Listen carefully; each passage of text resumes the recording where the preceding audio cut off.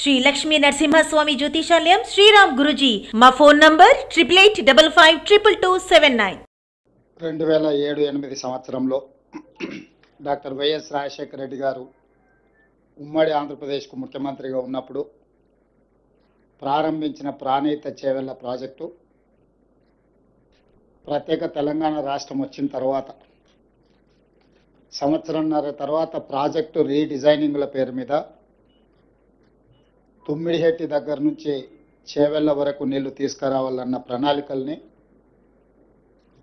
చంద్రశేఖరరావు గారు మార్చి మేడిగడ్డ, అన్నారం, సుందిళ్ళ ప్రాంతాలలో బ్యారేజీలు నిర్మించి తద్వారా శ్రీపాద ఎల్లంపల్లిలో నీళ్లు ఎత్తిపోసి అక్కడ నుంచి తెలంగాణ ప్రాంతంలో సాగునీటి వసతులు కల్పిస్తా అని చెప్పి ఈ ప్రాజెక్టు నిర్మాణం చేపట్టడం జరిగింది. 2015-16లో మొదలుపెట్టిన ఈ పనులు 2018-19లో పూర్తి చేసి ప్రజలకు అందుబాటులోకి తీసుకొచ్చినని చెప్పి ఆనాటి ప్రభుత్వం చంద్రశేఖరరావు గారు చెప్పడం జరిగింది. నిర్మాణం జరిగిన 3 సంవత్సరాల లోపే 2023 అక్టోబర్ ప్రాంతంలో మేడిగడ్డ బ్యారేజ్ కుంగిపోవడము, అన్నారం, సుందిళ్ళ బ్యారేజీలు పగుళ్ళు రావడము, ఆనాడు ప్రాజెక్టులు ప్రమాదంలో పడ్డాయి అని సాంకేతిక నిపుణులు, నేషనల్ డ్యామ్ సేఫ్టీ అథారిటీతో సహా కేంద్ర ప్రభుత్వ రంగ సంస్థలు గుర్తించి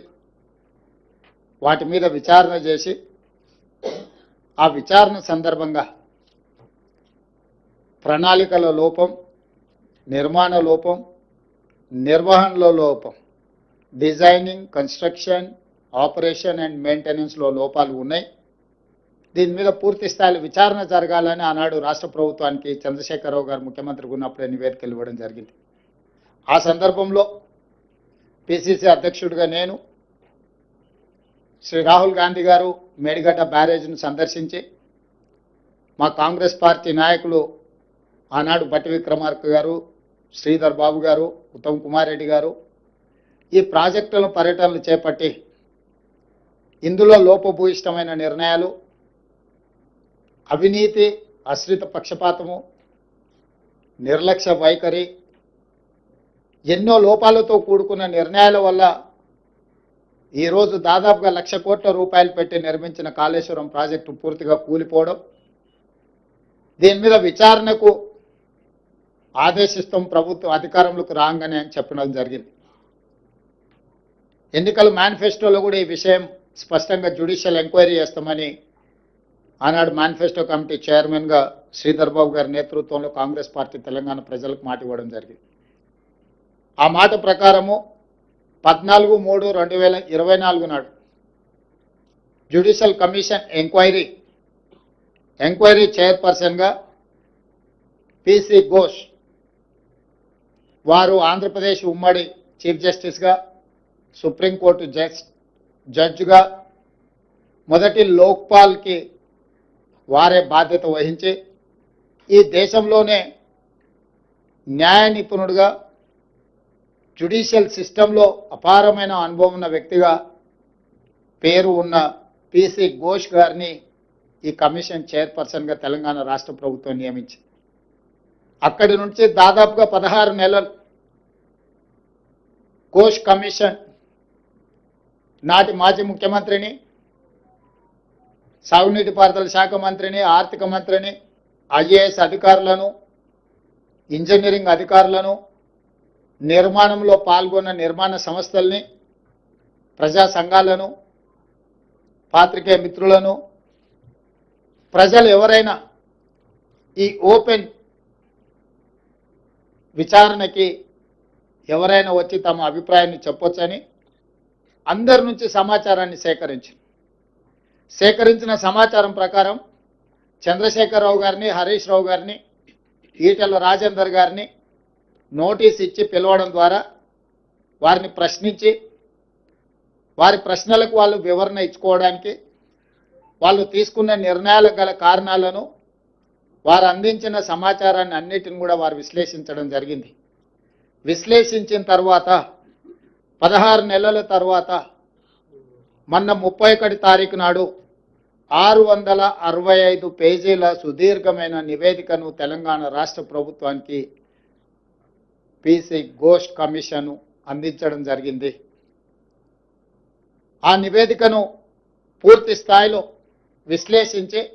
సంక్షిప్తంగా ఒక నివేదిక ఇవ్వడానికి irrigation secretary, law secretary, GID సెక్రటరీతో 3 అధికారులతో ఒక కమిటీని నియమించి ఆ కమిటీ నివేదికను మంత్రివర్గ సమావేశంలో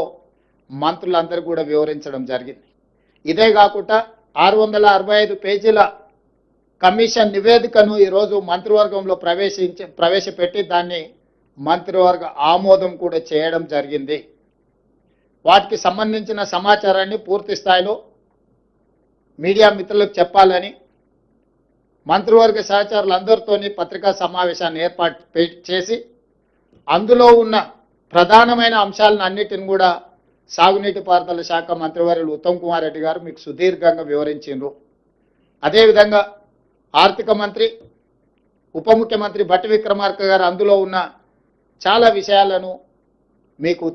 తెలియజేయడానికి ప్రయత్నం చేసింది. వీటి నేపథ్యంలో ఊరు మార్చి, పేరు మార్చి, అంచనాలు మార్చి, అవినీతికి పాల్పడి అక్రమాలకు పునాదులు వేసి నిర్మించిన కాళేశ్వరం ప్రాజెక్టు ఈరోజు కూలిపోయింది. స్పష్టంగా కమిషన్ ఇందులో ఈ వివరాలన్నిటిని పొందుపరిచింది. దానికి సంబంధించిన ప్రజాప్రతినిధులు, ఐఏఎస్ అధికారులు, ఇంజనీరింగ్ నిపుణులు, నిర్మాణ సంస్థలకు సంబంధించి పూర్తి వివరాలను విశ్లేషణాత్మకంగా వారు రిపోర్ట్ ఇవ్వడం జరిగింది. ఈ నివేదికను ఈరోజు మంత్రివర్గంలో ఆమోదించడమే కాకుండా రాబోయే రోజుల్లో శాసనసభలో ప్రవేశపెట్టి అన్ని రాజకీయ పక్షాలకు వారి అభిప్రాయాన్ని చెప్పే అవకాశం కల్పించి, including leader of opposition the then chief minister Chandrashekar Rao గారు, ఆనాటి సాగునీటి పారుదల మంత్రులు, ఇతర మంత్రులందరూ కూడా ఆనాడు మంత్రివర్గంలో ఉన్న వాళ్ళందరూ కూడా వాళ్ళ అభిప్రాయాలు చెప్పడమే కాకుండా చట్టసభలలో, శాసనసభలో కావచ్చు, శాసన మండలిలో కావచ్చు, ప్రజాప్రతినిధులు స్పష్టంగా ఈ నివేదిక పట్ల ఒక అవగాహన తెచ్చుకోవడమే కాకుండా వాళ్ళ అభిప్రాయాలను స్వేచ్ఛగా చెప్పడానికి అవకాశం కల్పించాలని ఈరోజు మంత్రివర్గ సమావేశంలో మేము నిర్ణయం తీసుకున్నాం.